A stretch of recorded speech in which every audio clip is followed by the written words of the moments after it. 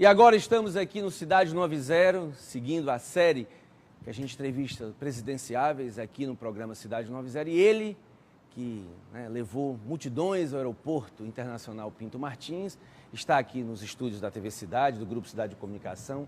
Seja bem-vindo, meu querido amigo Jair Bolsonaro. E agora eu vou lhe fazer uma pergunta muito leve.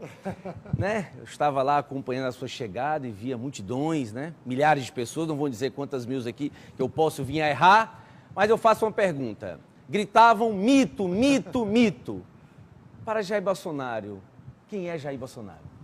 É um cidadão, chefe de família, que tem no seu currículo 17 anos de exército brasileiro, está no 7º mandato de deputado federal e que tem um sonho, de endireitar, com pessoas de bem ao seu lado, o nosso Brasil. Esse é Jair Bolsonaro. Olha, eu tenho que lhe fazer esta pergunta também, Muitos dizem que o senhor é um político, é uma música de uma nota só e um político que só conhece o assunto sobre segurança pública. Eu faço esta pergunta, os leitos de hospitais aqui, os corredores, milhares de pessoas à espera da saúde pública. O senhor, como presidente da República, o que vai fazer nessa área tão importante para o cearense e para os brasileiros como um todo? Você bem sabe qual a origem dos nossos problemas, São as indicações políticas.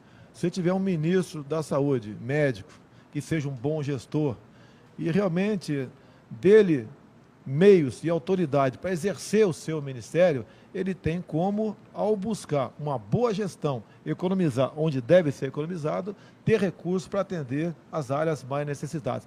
Isso é em qualquer setor do poder público. Por isso que nós temos conversado individualmente com parlamentares para evitarmos aqueles grandes acordos partidários, onde os líderes muitas vezes agem como líderes sindicais e buscam atender o interesse dos seus afiliados e não o interesse da nação. Eu acho que com esse espírito, contando com o parlamento, movido desse propósito, nós podemos sim sonharmos com dias melhores para o nosso Brasil.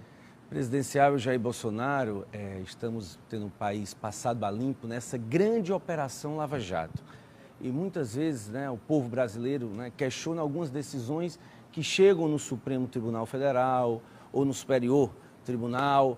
E aí vem a pergunta, se o senhor fosse presidente da República, indicaria o juiz Sérgio Moro para fazer parte dessa corte? Da minha parte, tudo bem, Eu não sei se ele aceitaria integrar essa corte, mas com pessoas do perfil dele, porque o próximo presidente poderá indicar apenas 2, a gente muda com toda certeza, as decisões do Supremo Tribunal Federal, que lamentavelmente tem envergonhado a todos nós nos últimos anos. Hoje o Supremo é composto de 11 ministros. Se o senhor fosse presidente, o senhor aumentaria, convidaria mesmo o Sérgio Moro? Como é que, por exemplo, se o senhor for presidente, o senhor vai contar com a indicação hoje de mais 2 ministros. E lá vão continuar os indicados tanto pelos presidentes que passaram. Como é que o senhor vai tratar essa questão, inclusive com o poder judiciário, com o legislativo e também com o Ministério Público? Nós pretendemos diminuir bastante o número de ministérios, enxugar a máquina, mas a questão do Supremo, o que nós temos discutido, Valim, é sim aumentar para 21. Você pode falar, é um absurdo, mas uma maneira de você botar 10 isentos lá dentro, porque da forma como eles têm decidido as questões nacionais, nós realmente não podemos sequer sonhar em mudar o destino do Brasil. Eles têm poderes para muita coisa, inclusive estão decidindo, A questão até se nós podemos privatizar alguma coisa sem a participação do parlamento ou não. E mais ainda, Valim, o Supremo, você sabe que pode a qualquer momento decidir algo que a prisão em segunda instância não seria mais possível, onde seriam todos os bandidos, esses já condenados em segunda instância, colocados em liberdade. Abrindo a porteira e a bandidagem podendo sair. E daí abre para todo mundo, Porque você vai prender um cara que roubou um automóvel ou assaltou uma casa, se o elemento lá assaltou estatais, levando milhões até para fora do Brasil. Esse péssimo exemplo que nós não queremos que continue no Supremo Tribunal Federal. Uma coisa que eu sempre falo aqui, que existe uma ideologia que gosta de vitimizar bandido.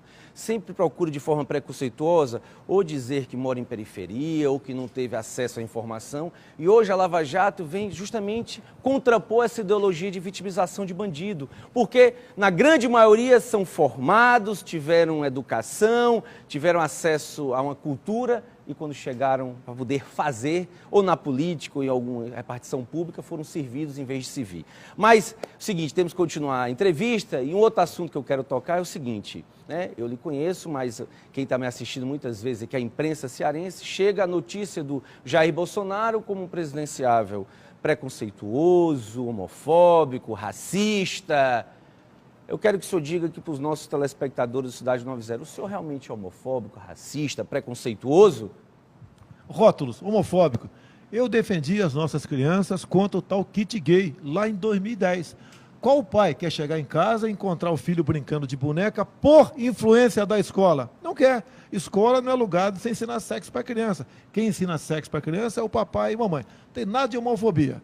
Questão de preconceitos, rótulos. É o que eles podem me acusar. Machista e outras coisas assim. Eu transmito autoridade, isso não é o ser autoritário, né? Machista, eu não tenho nada. Inventaram que eu disse no passado que mulher deve ganhar menos do que homem. Eu desafio alguém a apresentar um áudio nesse sentido, ou um vídeo nesse sentido. Invento esse rótulo para tentar me desqualificar. Não vão me chamar de corrupto, tá ok?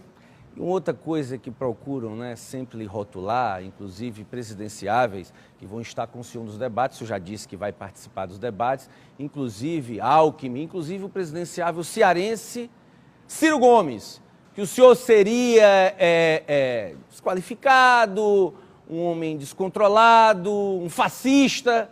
O que é que o senhor tem a dizer desses futuros companheiros do senhor de debate?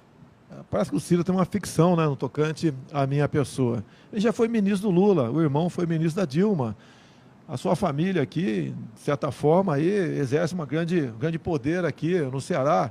O Ceará acho que é um dos estados mais violentos do Brasil, né? Mais até que no Rio de Janeiro, proporcionalmente falando. Sim. Ele tem que demonstrar o que ele fez e não ficar me adjetivando, me xingando, ofendendo. Não vou aceitar a provocação, até porque, né, para respondê-lo, somente um psiquiatra. Então, o meu trabalho em debate, se entrar nessa linha, eu vou responder algo completamente diferente, porque nós queremos apresentar propostas para mudar o Brasil.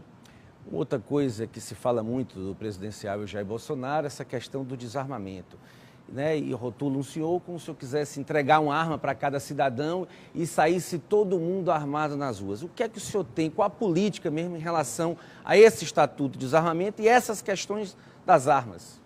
No início do governo Lula foi feito um referendo no tocante ao armamento no Brasil. E o povo respondeu que sim, queria ter o direito de comprar armas e munições. E aí deram um golpe. Evitaram que a população de bem tivesse acesso a isso. E de forma irresponsável, o governo desarmou o cidadão de bem e deixou a bandidagem muito bem armada. Então o senhor defende a compra e não o porte, não é isso?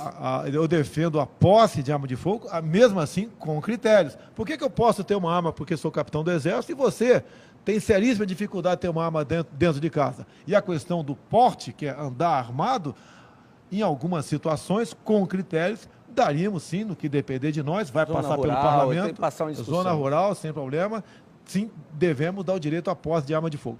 E olha, ficamos sabendo, tive essa grata surpresa agora, nessa série de entrevistas que o presidenciável Jair Bolsonaro esteve aqui no estado do Ceará, que o estado do Ceará vai ter um pedacinho se ele for presidente, principalmente a zona de Crateús. Como é que é isso, homem? Explique aí para quem está nos assistindo. Olha onde eu fui amarrar meu bode. O meu sogro é de Crateús, mora na periferia de Brasília. A filha dele era funcionária comissionada de um parlamentar em Brasília, depois foi trabalhar na liderança do meu partido, né? Eu a conheci, me casei com ela, né? E assim sendo, se essa for a vontade de Deus, teremos uma primeira dama de Crateús, tá ok? Então, Jair, para encerrar a nossa entrevista aqui, eu queria perguntar ao senhor, né? O senhor, se chegar à presidência da República, o que vai dizer para melhorar a segurança, a saúde, o que o senhor queira tocar, e principalmente para nós nordestinos, cearenses, que estamos sofrendo muito com questões cruciais como da saúde e da segurança pública? São as últimas colocações. Segurança pública. Eu entendo que nós devemos realmente ter o direito à legítima defesa da vida ou do patrimônio. Eu entendo que os policiais civis e militares, assim como os policiais norte-americanos, né, têm que ter direito ao excludente de ilicitude. Em operação, o outro lado morreu, ele responde mas não tem punição, né? O nosso Nordeste aqui, tive Israel, fui ver como funciona a agricultura numa área que chove menos do que o semiárido nosso aqui, e eles conseguem, além da segurança alimentar, exportar para a Europa. Essa tecnologia, como conversei com o ministro de Israel, eles querem fornecer para nós, e gostaria de trazer isso para cá. Teria muito a debater contigo. Posso continuar? Não, infelizmente o nosso tempo aqui é curto, a direção já informa aqui. Daqui a pouco teremos o prazer de entrevistar também o presidente do seu partido aqui no Cidade 90. E este mito, como falavam no aeroporto, mas se define como? Eu sou cidadão, capitão do Exército, um deputado, o Jair. Apesar de me chamar Messias também, não sou o Messias. E quero servir a minha pátria, com você vem servindo muito bem dentro do parlamento.